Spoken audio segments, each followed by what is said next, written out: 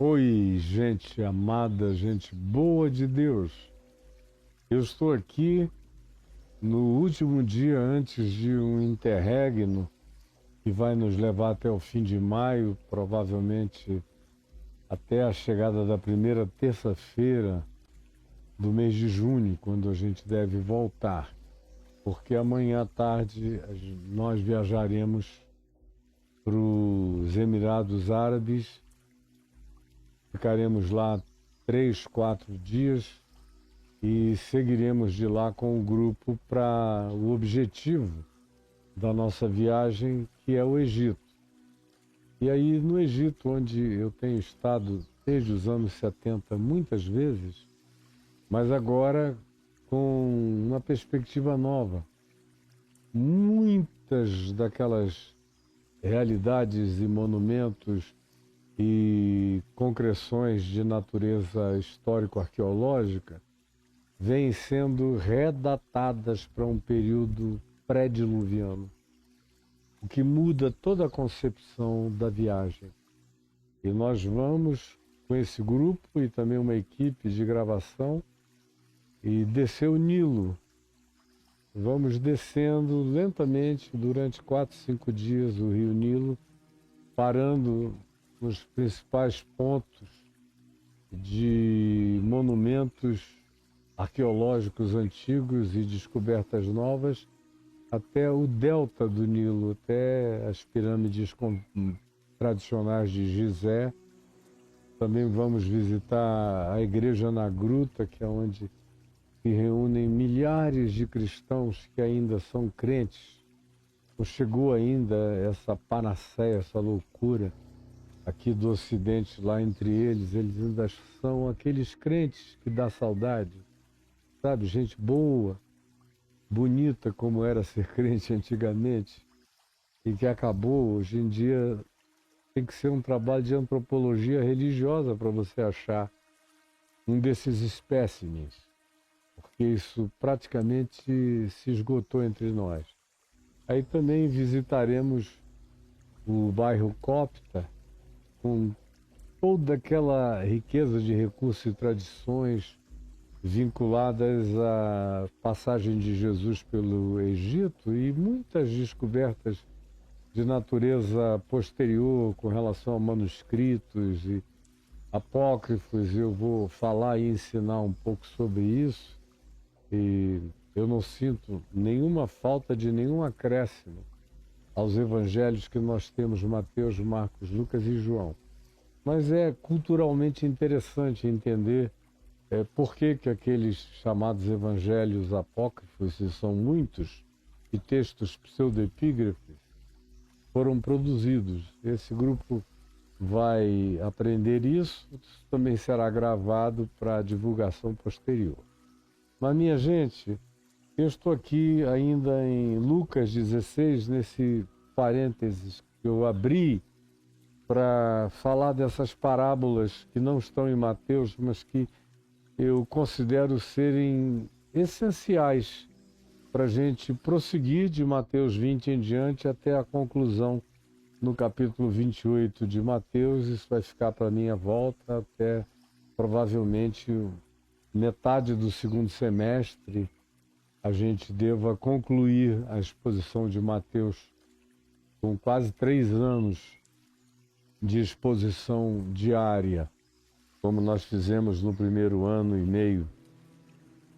E aqui hoje eu já estou com o meu texto aberto em Lucas, no capítulo 16, e queria que você fizesse a mesma coisa para acompanhar. A gente falou, por último, da parábola do administrador infiel. Já falamos 4 vezes só nessa parábola do administrador infiel. E vocês todos que estão seguindo o processo sabem que essa coisa toda começou com o menosprezo dos fariseus e dos seus escribas, como diz o capítulo 15 de Lucas. Aproximavam-se de Jesus todos os pecadores, os publicanos, as meretrizes, os marginais, para o ouvirem, com prazer e com atenção. Mas os fariseus e os escribas, os doutores das leis de Moisés, murmuravam, reclamavam, amaldiçoavam a Jesus por estar acolhendo essas pessoas e amaldiçoavam essas pessoas por estar indo procurar Jesus. E Jesus mesmo eles não queriam. E não queriam que ninguém mais também o procurasse. É aquele impasse do mau humor religioso, que não quer para si e odeia todo aquele que queira, porventura. Vocês assistem isso todos os dias no que nos circunda. Só não enxerga quem ficou cego pelo fanatismo religioso, porque essa é uma coisa completamente recorrente, chatamente repetitiva, e nunca parou de existir nesses 2000 anos, e antes disso tinha suas outras versões.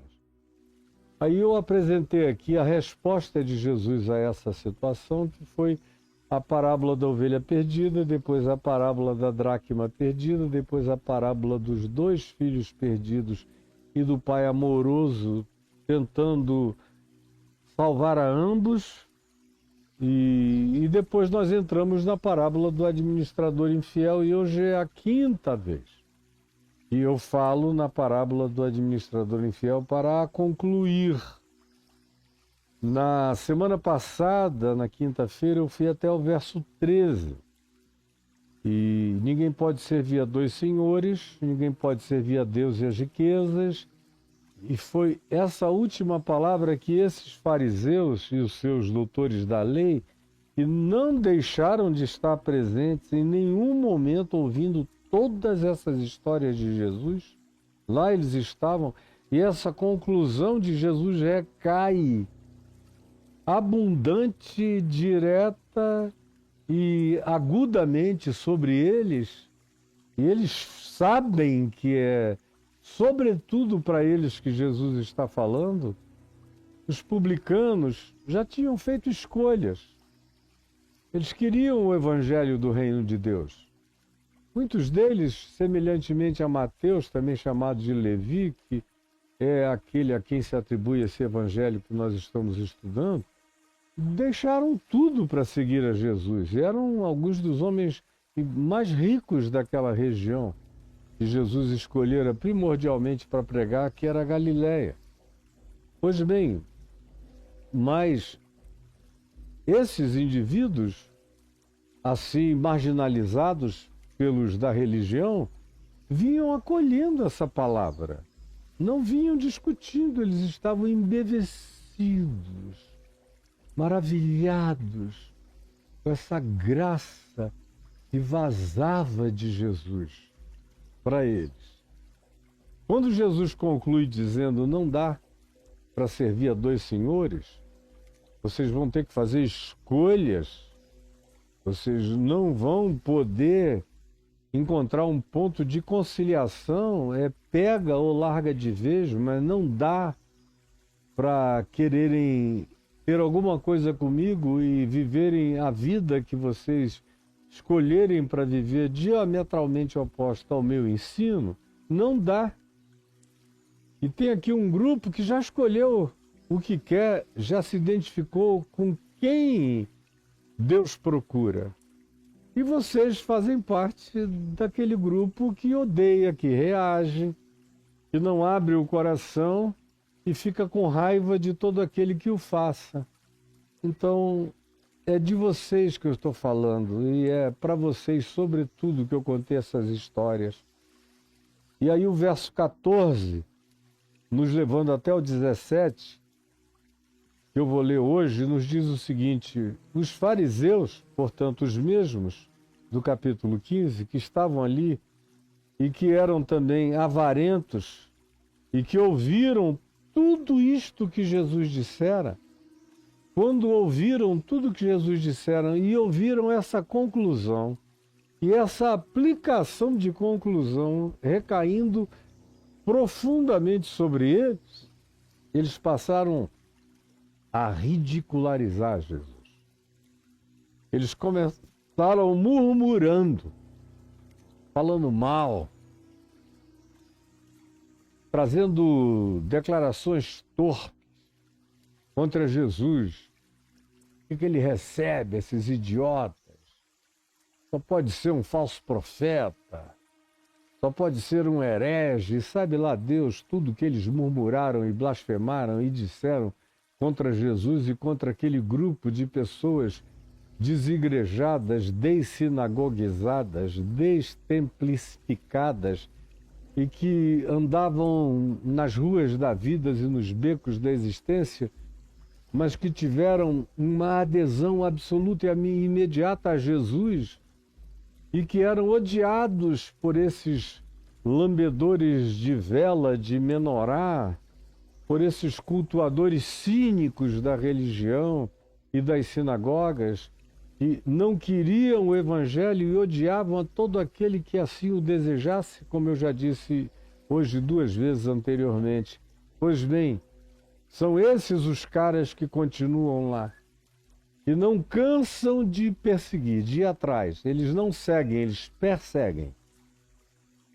E eu tenho e conheço isso, mas conheço a minha vida inteira.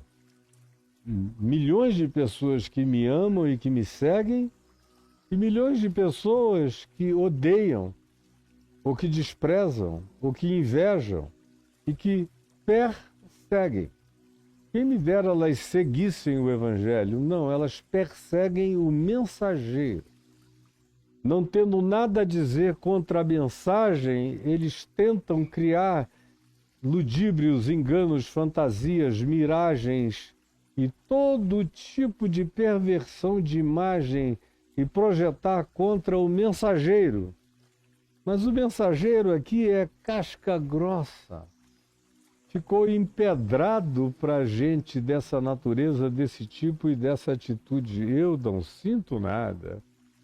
Os fariseus, que eram avarentos, mãos de vaca, que não abriam o coração para nada nem para ninguém, que não ajudavam coisa alguma, e achavam que tudo que eles tinham é porque eles mereciam. e porque Deus lhes devia alguma coisa. Havia uma teologia da prosperidade subjacente em praticamente todas as teologias judaicas, exceto a dos essênios, lá em Qumran, na floresta, no deserto, às margens do Mar Morto. Exceto esse grupo, que era um grupo totalmente despojado, os demais grupos, fariseus, saduceus, todo mundo mais, até os zelotes, de certa forma, subjazia na consciência do que eles chamavam de nossa teologia, de nossa compreensão, uma determinada pulsão de teologia da prosperidade, como habita em praticamente todas as religiões legalistas. O cara acha que está obedecendo leis e ditames de Deus e que Deus, portanto, deve a eles toda a sorte de prosperidade possível, porque eles são os fiéis, eles são os filhos do reino, eles são os eleitos, eles são os escolhidos, eles são os dedicados, eles são esses caras aí. No caso dos fariseus, eles também faziam as barganhas deles, os dízimos, os jejuns, as ofertas, os maneirismos, as modas, os trends religiosos que eles praticavam, as fisionomias que eles apresentavam. Tudo isso fazia parte dessa barganha religiosa e da demanda que vinha embutida em relação ao fato de que Deus lhes devia alguma coisa, como acontece para todo lado, infelizmente, à nossa volta. Isso dito, repetindo, os fariseus continuavam ali. E porque eles eram avarentos ao ouvirem tudo que Jesus dissera antes. E agora, essa parábola do administrador infiel, quando Jesus diz que o dono, o chefe, o que era o proprietário dos bens, elogiou o administrador infiel porque ele fora esperto.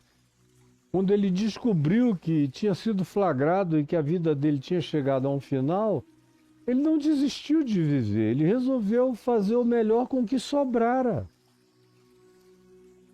E da maneira mais inteligente, lúcida e usando a lógica da graça e apostando tudo na bondade, na misericórdia, ele praticou bondade e misericórdia e remediação e diminuição de danos em relação àqueles aos quais ele havia aviltado e que nem sabiam, a maioria absoluta deles praticamente, o quão aviltados e explorados tinham sido por esse administrador infiel, mas ele resolve zerar a contabilidade dele em favor daqueles que ele tinha explorado, o que semeou no coração dessas pessoas uma grande alegria, uma enorme gratidão, porque o raciocínio dele é: eu já sei o que eu vou fazer. Eu vou fazer bem a esses a quem eu devia ter feito bem a vida inteira e não fiz, mas já que eu agora enxerguei a idiotice das práticas da minha vida, eu vou tentar mudar isso, usando o que me restou para fazer o bem a essas pessoas. E aí o Senhor, dono dos bens que ele defraudara, ao ver o modo inteligente, safo, sensato e lúcido e gracioso como ele vinha agindo em favor daqueles que ele explorara, para ver se semeava no coração desses algum tipo de gratidão que o acolhessem posteriormente, o elogia. E aí Jesus diz: portanto eu, agora é Jesus falando no verso 9, vos recomendo. Toda riqueza tem origem iníqua, toda ela, não importa de onde venha, toda tem. Então, já que todas elas têm, elas são fruto do egoísmo, da sensação de que tem coisas no mundo que são nossas e outras são dos outros, e de um sentimento perverso de que se a gente tem, a gente pode adquirir o que pertence a outros, mesmo que a gente deixe os outros sem nada. De modo que quanto mais alguns têm, mas milhões e milhões ficam sem nada porque o que seria para ser repartido entre todos é concentrado em alguns e a maioria vem a passar necessidade porque não há recursos disponíveis para sobrar em abundância para todos. Se há uma convergência em poucos, haverá uma carência em muitos. É uma lógica básica que qualquer um deveria saber e poder entender. Então Jesus disse: eu vos recomendo, usem o dinheiro da melhor maneira possível. A origem dele é iníqua. Mas vai chegar uma hora em que até dinheiro acaba. Dinheiro acaba. Bill Gates já entendeu isso, está deixando trilhões, já antecipando o que ele tem a deixar já agora. Como Warren Buffett, que também disse: olha, eu estou pegando todo o dinheiro que eu tenho em vida, são bilhões e bilhões e bilhões, e doando para os pobres. E a minha família não vai ficar pobre, vai continuar tendo o suficiente e o bastante. É que nós tínhamos demais. E está fazendo isso. Estão agindo com sensatez, como o administrador infiel que foi elogiado pelo seu Senhor e recomendado por Jesus. Porque vai chegar uma hora que isso tudo vai acabar. E aí Jesus diz: façam isso enquanto vocês podem. Para que quando tudo isso acabar, e vai acabar, vocês sejam recebidos nos tabernáculos eternos. Façam amigos com aqueles que invocam o nome de Deus na terra. Façam amigos entre os pobres, os carentes e os necessitados, os que não têm nada para dar, mas têm orações a oferecer, têm gratidões sinceras a apresentar diante de Deus em seu favor. Façam isso, Jesus diz, porque o que você pensa que tem vai acabar. Faça amizade com humanos gratos. Faça amizade com a grande nuvem de testemunhas que contemplam vocês de dimensões superiores. Façam amizade com essas famílias da terra e do céu, que tomam o nome do mesmo Senhor que você invoca no céu, na terra, em qualquer lugar. Esse Senhor tem essa família multidimensional. Faça amizade com essa família. Faça amizade com esses seres, com esses anjos, com esses principados, com essas potestades do bem, com esses olhares invisíveis que te contemplam, ante os quais não há esconderijo possível. Faça isso. Porque a condição sine qua non, como demonstração de que houve uma conversão no coração de alguém que tem posses, o demonstrativo maior e superior é a generosidade. Você fica sabendo se uma pessoa que tem muitos bens ou posses é realmente convertida pelo sinal da generosidade, como Zaqueu, que era um desses publicanos, riquíssimo. E quando o evangelho entra nele, eu vou repetir pela quinta vez nesses dias, disse a Jesus na presença de todos, na ceia, na casa dele: Senhor, decido dar metade dos meus bens aos pobres, e se em alguma coisa eu defraudei alguém, eu decido dar 4 vezes mais. E aí Jesus disse: hoje, agora, enfim, entrou salvação nesta casa. Se você é rico, rica, tem posses, mais do que choramingos por qualquer outra coisa, o grande sinal de que o Evangelho entrou na sua vida é uma mutação, uma transformação, uma metamorfose nessa dimensão mais incrustada da sua alma, que é onde a riqueza se coroa com glória no seu coração enganado de vaidade e de soberba.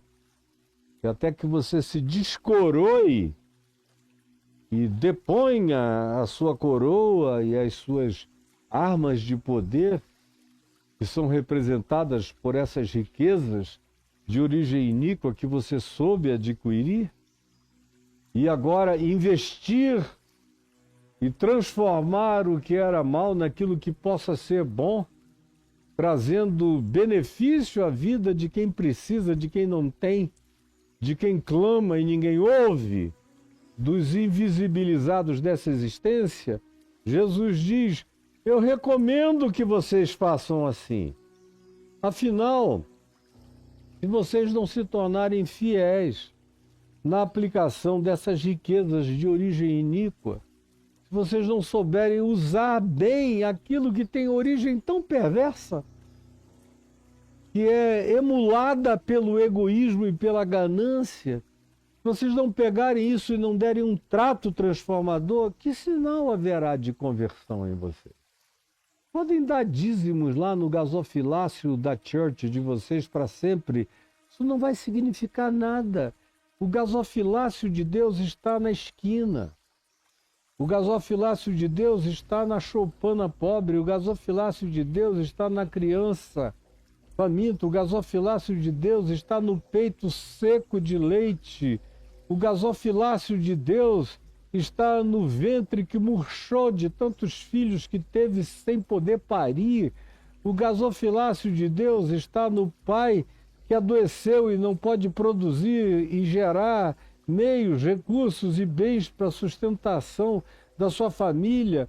O gasofilácio de Deus está naquele que é mentalmente despojado e que não consegue praticar e realizar todas as tarefas que uma pessoa com média mínima de normalidade mental consegue exercer. O gasofilácio de Deus está nos campos de refugiado.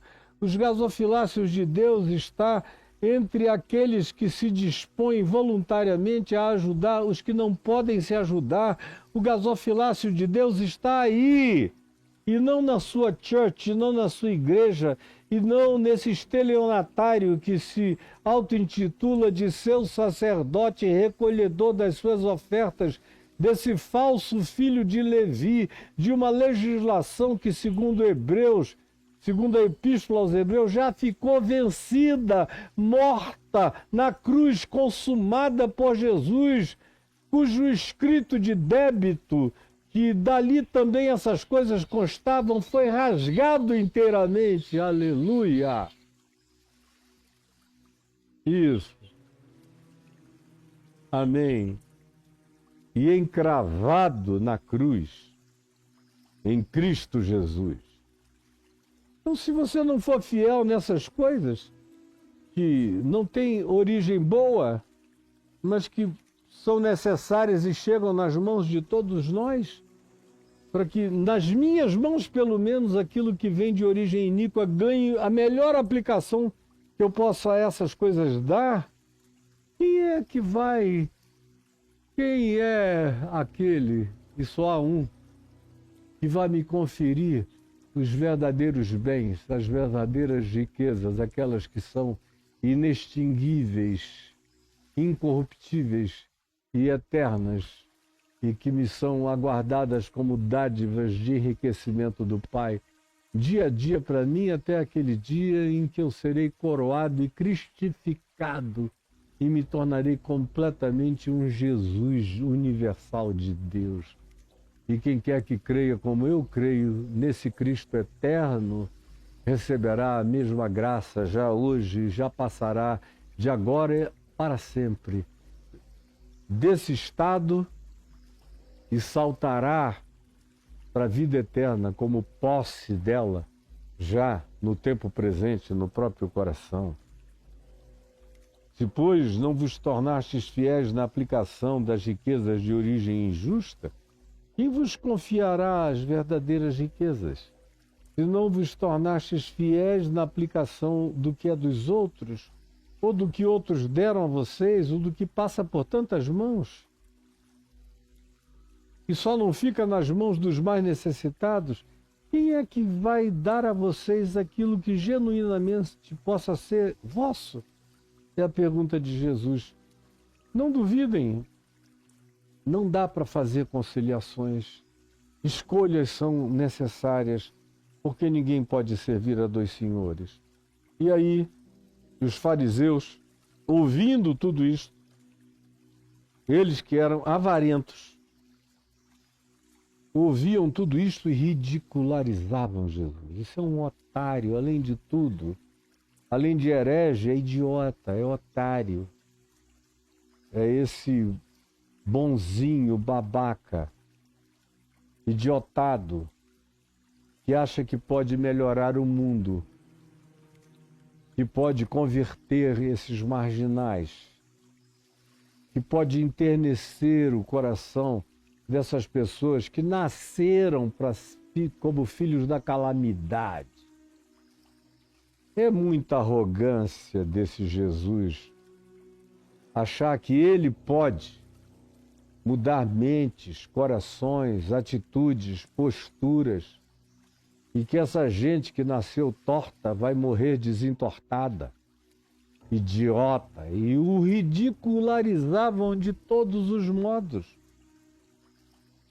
Um ridículo que eu conheço muito bem na minha vida. Tem gente que diz, eu não sei como é que esse cara, que aparentemente é tão inteligente e tem tanta cultura, consegue ser tão idiota, tão embabacado nas escolhas que faz. Ele podia estar nadando de braçada, de costas, em riquezas e dinheiros e poderes e influências e nomes que eu, olha, sem querer já estive no Everest disso tudo e desci de lá por conta própria. Ninguém me denunciou e me tirou de lá à força. Eu é que não quis mais. Isso é que choca a cabeça dos fariseus que me assistem, eles saberem que ninguém me tirou de lugar nenhum. Eu é que não quis ficar onde eles ambicionam chegar e eu cheguei sem fazer força. E olhei e falei, não, isso aqui destrói a alma. Eu não vou morrer aqui, ó. Peguei o meu esqui e vim descendo.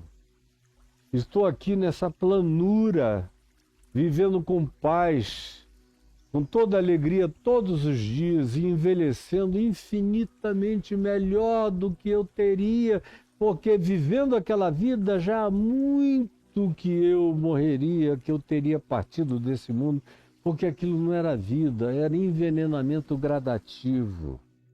Pois bem, os fariseus que eram avarentos ouviam tudo isso que Jesus dizia, esses conceitos sobre dinheiro, riqueza, aplicação, ajuda ao pobre, ao necessitado, ao que foi defraudado, e o ridicularizavam.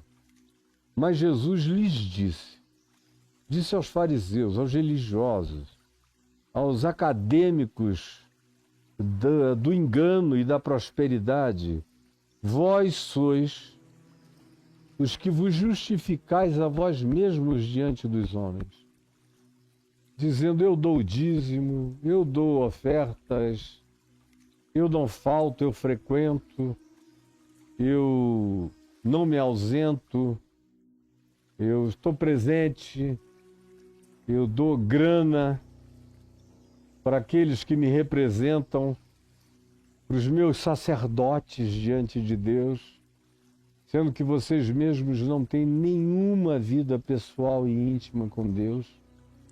Vocês precisam da mediação das igrejas e dos churches, porque vocês não conhecem Deus e não têm vida com Deus e acham que se frequentarem aquele lugar ali, vocês estão sendo representados por Deus.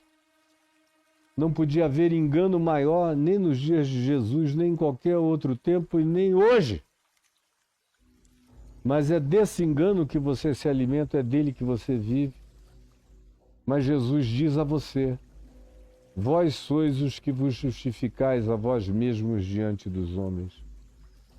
Vocês é que são os que dizem, eu sou santo, eu sou separado, eu sou santarado, o meu carro é de Deus, a minha casa é de Deus, tudo meu é de Deus. Você rouba o dinheiro e dá o dízimo e diz, está santificado para a glória do Senhor. E fica se explicando, se justificando, se exaltando diante dos homens em tudo que faz. Você está absolutamente perdido e não se enxerga. Jesus prossegue e diz: mas Deus conhece os vossos corações. Mas Deus conhece os vossos corações. Pois aquilo que é elevado diante dos homens, aquilo que é elevado diante dos homens, preste atenção nisso. Essa é uma das coisas que os crentes menos gostam ou querem ouvir. O mais aborrecem no Evangelho é esse conceito de Jesus. Pois aquilo que é elevado entre os homens é abominação. É abominação diante de Deus. Pois aquilo que é elevado entre os homens é abominação diante de Deus.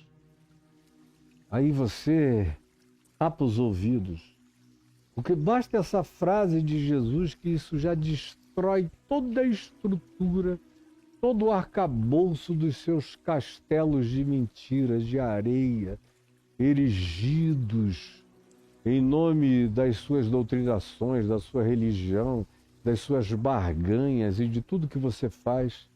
E vem Jesus e dá um sopro e diz: vocês se justificam a vocês mesmos diante de todas as pessoas e não entendem nunca, não é? E o que vocês chamam de glória, de exaltação, de prosperidade, de poder, de bênção, de acordo com as categorias de vocês e dos sacerdotes de vocês e dos pastores mentirosos de vocês, tudo isso é abominação diante de Deus. Aquilo que é elevado diante dos homens é abominação diante de Deus. Quanto à lei, ele fala aos fariseus e os profetas, olha só, eles vigoraram até João Batista, até quase 3 anos atrás, quando vocês decapitaram a João, ou antes disso, quando eu apareci, e João disse: eis aí o Cordeiro de Deus que tira o pecado do mundo, começou uma nova era, um novo tempo, um novo aeon. Começou a manifestação do reino de Deus. Eu sou a encarnação do reino de Deus. A lei e os profetas tiveram o seu vigoramento, a sua pertinência até João Batista. De lá para cá, vem sendo anunciado o evangelho do reino de Deus. E todo homem, toda mulher de consciência se esforçam por entrar nele, porque a porta é estreita, porque o caminho é apertado, porque há renúncias a fazer, porque há mudanças de mente a acontecer, porque há metamorfoses a aceitarmos, porque há condições absolutamente novas e inconcebíveis para o mercado, para a estrutura e para o escopo religioso. São propostas do Evangelho do Reino de Deus inaceitáveis para todas as estruturas religiosas, concebíveis ou inconcebíveis. Eles abominam isso. Por isso, esses que se auto-intitulam os filhos do reino ficarão de fora, batendo na porta sem poder entrar, enquanto virão pessoas do Oriente, do Ocidente, do Norte e do Sul e tomarão lugar à mesa no reino de Deus, enquanto vocês, que tiveram todas as oportunidades e fecharam o coração, ficarão de fora. Não entrarão nele. Porque é mais fácil passar o céu e a terra do que cair um só tio dessas palavras do Evangelho do Reino de Deus que estão sendo anunciadas. Aqui a palavra usada é lei. A pergunta é: que lei? Se a lei de Moisés, Jesus diz que tinha vigorado só até João Batista, e que agora o que vigia era o Evangelho do Reino de Deus, é o que estava em vigência. Portanto, é a lei da vida que está em vigência. É a lei do reino, é a lei da graça, é a lei do amor, é a lei da misericórdia, é a lei da alegria, da bondade, da fidelidade, da retidão, da justiça, da sinceridade, da transparência de coração, do autocontrole, do domínio próprio. Essa é a lei que está em vigência, que Paulo chama em Romanos, no capítulo 8, de lei do Espírito e da vida, e que Tiago, irmão de Jesus, chama de lei da vida. É essa que está em vigência. É a que, sem proclamação de fé, apresenta a declaração de fé pela prática das boas obras, das boas ações, dos bons frutos, das boas expressões, da boa manifestação da graça de Deus vazando de dentro de nós. É a lei da natureza nova, transformada. Porque o que está em vigência é essa declaração, pois se alguém está em Cristo é uma nova criação, uma nova criatura. As coisas antigas já passaram, incluindo a lei de Moisés, toda ela morreu, está consumado, eis que tudo se fez novo. Eis que tudo se fez novo. E é aqui que eu quero parar no dia de hoje, concluindo a parábola do administrador infiel, dizendo bastante para você ter entendido. E quando eu voltar do Egito, com a graça de Deus eu vou continuar com vocês. Aí nós vamos ver o que não poderemos deixar de ver ainda em Lucas, a parábola do rico e do Lázaro. Tem questões aqui importantes. E não é um texto literal, ele é um texto com características nitidamente fabulosas, parabólicas e semióticas, para a gente entender o espírito do ensino. E depois nós veremos no capítulo 18 a parábola do juiz iníquo, que é muito importante para nós. Depois a parábola do fariseu e do publicano, que só é parábola porque assim foi chamada, mas ela é uma descrição de uma ocorrência repetida milhares de vezes no curso dos evangelhos. E eu disse que nós iríamos chegar até Zaqueu, mas Zaqueu tem sido tão citado por mim como ilustração de tudo quanto eu venho dizendo, que eventualmente eu o deixo até de fora, porque eu creio que ele já foi suficientemente compreendido. Senhor Jesus, eu quero te pedir que essa palavra singela que eu falei aqui agora, porém rascante, cortante, ferina, que carrega o poder dos bisturis invisíveis, mas eternos, tenha rasgado e lacerado e aberto e exposto o interior do coração de cada um de nós. É o que eu te imploro, e te imploro que o Evangelho vença a nossa dureza e o nosso empedernimento de coração, e que tu nos deis um coração de carne no lugar desse coração de pedra. É o que eu te imploro, em teu nome, Jesus. Amém e amém. Gente querida, vocês estão vendo passar aí um Pix, CPF, e Caio e Adriana, e é um Pix, portanto, pertinente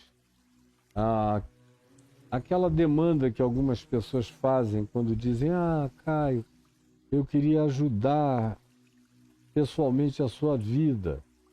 Eu agradeço de todo o coração a você que faz isso, como eu agradeço os demais que têm trazido aqui as suas contribuições variadas, como a Camila. Muito obrigado, Camila. Deus te abençoe. E os outros que são tão regulares, como a Shirlene, como a Ana, como o Helder, como o Leonardo, vários outros que têm sido tão chocantemente regulares, não faltam.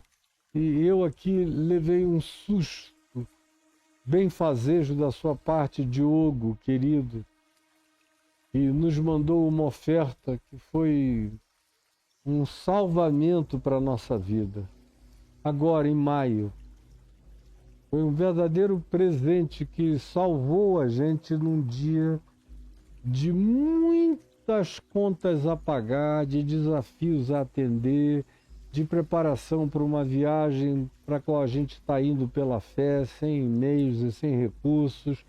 Muito obrigado, Diogo. Eu não tenho nem palavras para expressar a grandiosidade da minha gratidão e da Adriana pelo seu gesto de tamanha generosidade em nosso favor.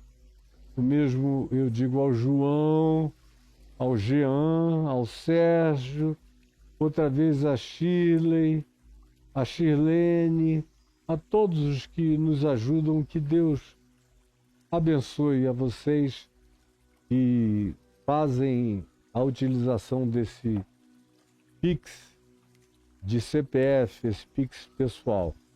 Depois dele passa um outro aí que é institucional, um CNPJ da ELD, que é para quê?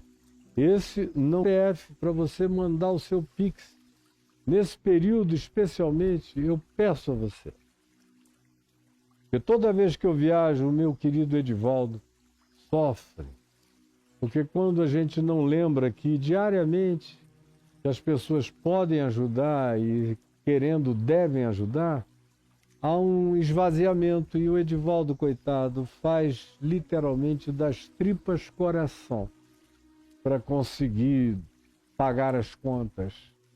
Então, ajude, pega esse Pix e anote-o e contribua hoje, e contribua sempre, e contribua regularmente, coloque na sua agenda de coisas úteis a fazer. E eu vou ficar grato de todo o meu coração. Tá aí, é um CNPJ passando aqui, ó, à sua disposição. Anote e contribua. É para o Ministério, é para sustentar todos aqueles que trabalham para mim. E eu digo todo dia que sem esses eu não conseguiria fazer, mas nem de longe, tudo que eu faço. Para quem procura outros meios de contribuição, porque gostam, por razões pessoais, escreva caiofab.com.br, escreveu, enter, e aí caiu dentro do meu blog, contribuição piscando ali em cima, ó, clique lá onde está o cursor. Muito obrigado, digo eu.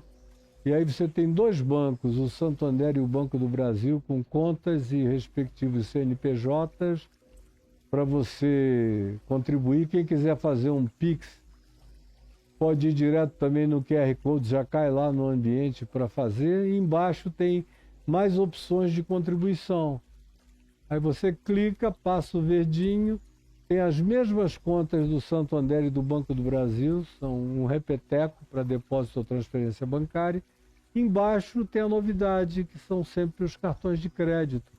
Para quem diz, eu prefiro o cartão porque eu me programo 3, 6, 8 meses, 9, um ano para frente, eu já deixo programado e a dedução é automática. Aí tem Visa, Mastercard, American Express, Diners Club, cartão Elo. Para você, embaixo tem o PagSeguro. E para quem mora fora do Brasil, me assistindo nos lugares mais remotos da Terra. Tem gente assistindo na China, em cidades distantes, inalcançáveis para mim da China, do Japão, tanta gente no Japão, tanta gente no Oriente Médio, tanta gente em tantos lugares, brasileiros e portugueses, e angolanos e moçambicanos e pessoas de outras naturalidades, mas que falam português, ou que aprenderam português, me assistindo no mundo inteiro, podem usar o PayPal para contribuir. E eu fico muito feliz andando pelos aeroportos do mundo. Andar aqui por aeroporto do Brasil, a cada passo que você dá, é gente que você encontra, é muito beijo, é muito abraço, é muito carinho, é muito cheiro, é muita foto, é muita assinatura, é muito amor. Eu recebo amor, amor, amor, muito amor. Os que me odeiam, odeiam à distância, mas os que me amam, me abraçam, me pegam, me beijam, me cheiram. trazem suas esposas, seus filhos, seus pais, seus avós. Eu sou muito, muito amado. E, normalmente, eu sento ali nos primeiros bancos do avião.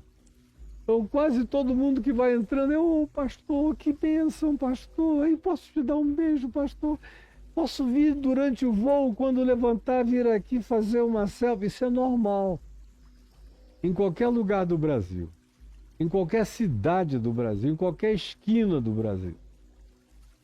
Agora, eu fico muito feliz quando eu estou no aeroporto. Como, por exemplo, eu vou sair daqui amanhã de Guarulhos para Dubai. Aí você chega em Dubai e encontra gente, brasileiros, portugueses, angolanos, ou pessoas que são casados com brasileiras ou com brasileiros, aprenderam português, me ouvem em casa, porque a mulher ou o marido colocam e eles vão se habituando e eles vêm falar, a gente não perde você. E o meu coração fica muito feliz com esse esparramamento, com essa capilarização que o Evangelho vai criando. E muito grato por aqueles que me ajudam. Aqui, em Brasília, no Rio, em São Paulo, capital, no interior de São Paulo e no interior de Santa Catarina, onde o nosso time está montado. E tudo virtual, com calls, com muita comunicação que hoje a tecnologia favorece e trabalhando juntos, num só espírito. Então ajude e contribua usando todos esses mecanismos de contribuição para o meu ministério, tá bom? Eu vou parando aqui com vocês hoje, eu ainda tenho muita coisa para arrumar. Uma pessoa como eu, que também tem algumas comorbidades, não pode mais viajar como antigamente. Antigamente eu pegava uma malinha assim e saía correndo. Eu já tinha, inclusive, malas prontas em vários lugares. Eu tinha um guarda-roupa nas salas que eu tive, nos escritórios que eu tive, da Vinde, vários escritórios, e depois Fábrica de Esperança. Tinha mala pronta, tinha guarda-roupa pronto para a viagem de última hora, que não dava para voltar em casa. Então era só fechar e aeroporto ali do lado. E quando eu morava nos Estados Unidos, a mesma coisa, especialmente no tempo da Flórida. Eu tinha roupa aqui, roupa lá. E se de lá eu tivesse que subitamente sair para a Oceania, para qualquer outro lugar, eu não precisava dizer, estou esquecendo isso e aquilo, era quase tudo dobrado aqui e lá. Mas hoje em dia não. Hoje em dia, primeiro eu, graças a Deus, moro num lugar só, o que me dá muita gratidão diante de Deus. Nesse paraísinho aqui, pequenininho, de verde e de frescor e de água e de pássaros e de muita flor. E pelo que eu e minha mulher damos graças a Deus todos os dias. Pela bênção que Ele nos permitiu de terminarmos os nossos dias aqui nessa tranquilidade, nessa paz. Mas, por outro lado, eu estou velho, tenho comorbidades com as quais eu convivo já há vários anos. Então, eu tenho uma malinha de coisas que eu não posso viajar sem ela. Não dá para você ir para o Oriente Médio e ter qualquer falta de qualquer que seja a medicação cotidiana lá. Trabalho imensurável que dá um negócio desse. Então, eu levo tudo dobrado, contadinho, tem que caber dentro daquela malinha onde nada vai faltar e as coisas de apoio, e o que eventualmente você pode precisar é uma gripe que chega, um resfriado, é um choque térmico, é qualquer outra coisa, tem que ter apoio para os velhos. E eu vou com a minha mulher. E sempre também ajudamos a vários outros que são menos escolados do que, por exemplo, eu que estou fazendo isso desde os anos 70 ininterruptamente. Não apenas viagens dessa natureza, mas de todos os tipos de natureza, de viagem de trabalho no mundo inteiro. Então eu sei o que é necessário. Já vivi isso centenas ou milhares de vezes.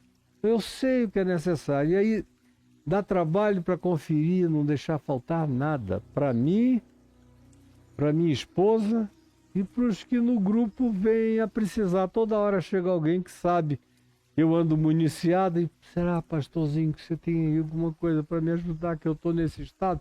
Graças a Deus eu sempre tenho para socorrer todo mundo. Que Deus abençoe você. Eu vou estar ativo aqui, vocês vão assistir algumas coisas no YouTube e eventualmente eu vou mandar de lá, mas vocês vão poder me acompanhar todo o tempo no Instagram e no TikTok, porque no meio da equipe vão também aqueles que trabalham alimentando essas mídias mais curtas, esses stories, esses feeds, esses reels, essas comunicações imediatas de dia e de noite.